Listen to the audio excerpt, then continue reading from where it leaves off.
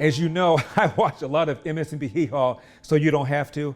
The other day, if you were watching, you learned some wrong-headed, bad, false history about the Supreme Court. It was the Democrats who changed the rules so that a nominee could get confirmed with a simple majority. It was the Democrats who began attacking nominees based on ideology. But you would not know that watching MSNBC Hee-Haw's Joy Reid. Today, Mitch McConnell made something explicitly clear.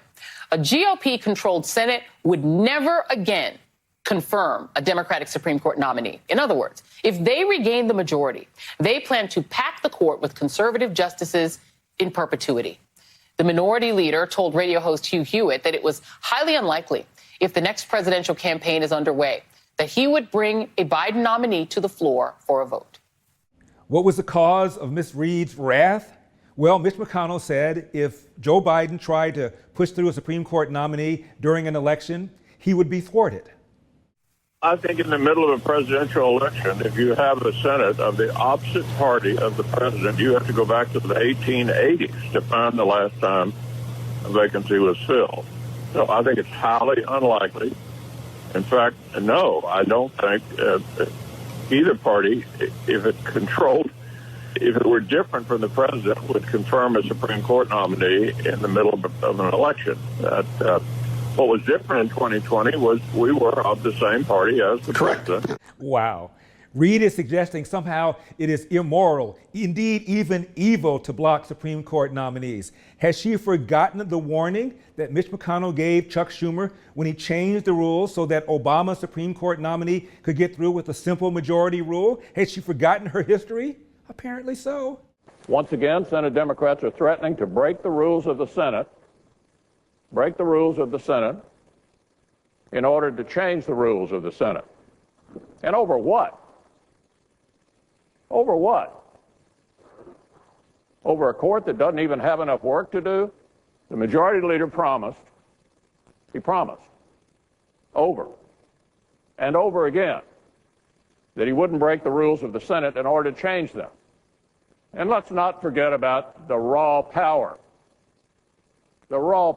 at play here. On this point, the similarities between the Obamacare debate and the Democratic threat to go nuclear on nominations are inescapable. If you want to play games, set yet another precedent that you'll no doubt come to regret.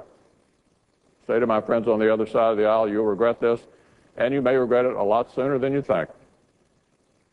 In other words, they believe that one set of rules should apply to them,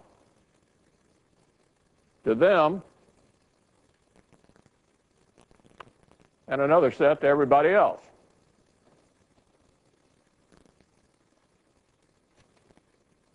He may as just as well have said, if you like the rules of the Senate, you can keep them.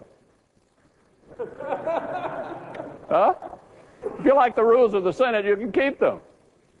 Now, as to rejecting judges because of his or her ideology, believe it or not, there was a time in our nation's history where unless you were a child thief or a child molester, your nominees got through. Justice Ruth Bader Ginsburg died on September the 18th. What can you say about Justice Ginsburg? She was confirmed 96-3. Now, those were days that have since passed. I regret that. 96-3. Now, this was a person who worked for the ACLU, someone who was known in progressive circles as an icon. Apparently, just about every Republican voted for her.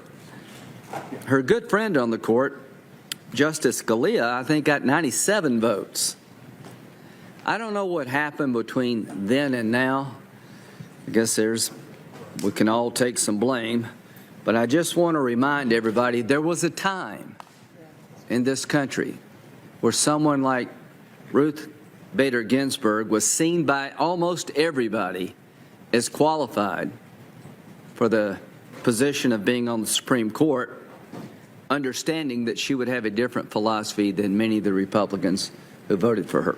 I mean, conservative Justice Antonin Scalia confirmed without a single dissenting vote. And everything changed, though, in 1987 when Ronald Reagan nominated Justice Bork, who would alter the ideological balance of the court. From that point on, it was war. Here's what the History Channel wrote in an article with the following headline: how Robert Bork's failed nomination led to a changed Supreme Court. President Reagan took 3 times to get a Supreme Court nomination approved, and the outcome would have far-reaching consequences for the court and the country. As I said, History Channel, not Fox News, not Breitbart, History Channel. Bork's controversial opinions and writings and the fear that he would decisively shift the Supreme Court to the right motivated liberals in Congress to launch an aggressive campaign against his confirmation, led by Senator Ted Kennedy of Massachusetts, end of quote. And boy, did he ever go after Bork. Robert Bork's America is a land in which women would be forced into back alley abortions, blacks would sit at segregated lunch counters, rogue police could break down citizens' doors in midnight raids, and school children could not be taught about evolution. Writers and artists would be censured at the whim of government. Oh, my goodness, my goodness. Hide the women and children. The History Channel further added, Democrats controlled Congress at the time, and the Senate ended up voting against Bork's confirmation by a vote of 58-42, the biggest margin of any failed Supreme Court nominee in history. Bork's confirmation fight and its result even spawned a new verb. In the years that followed, politicians on both the left and the right would adopt the practice of borking judicial nominees, vigorously questioning their legal philosophy and political views in an effort to derail their confirmation. Again, this was a whole new ballgame. And economist Thomas Sowell testified in favor of Bork's confirmation.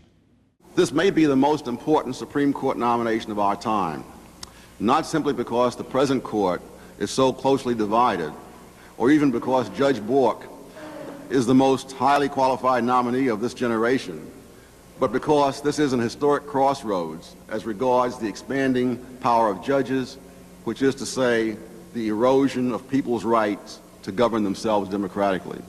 The statistics thrown around recklessly as to how Judge Bork has allegedly voted against women X% of the time, or for some other class of litigants Y% of the time, are no more reliable than the definitions used by the special interest sources from which they come. Arbitrary definitions are no less arbitrary when they are expressed in numbers rather than words.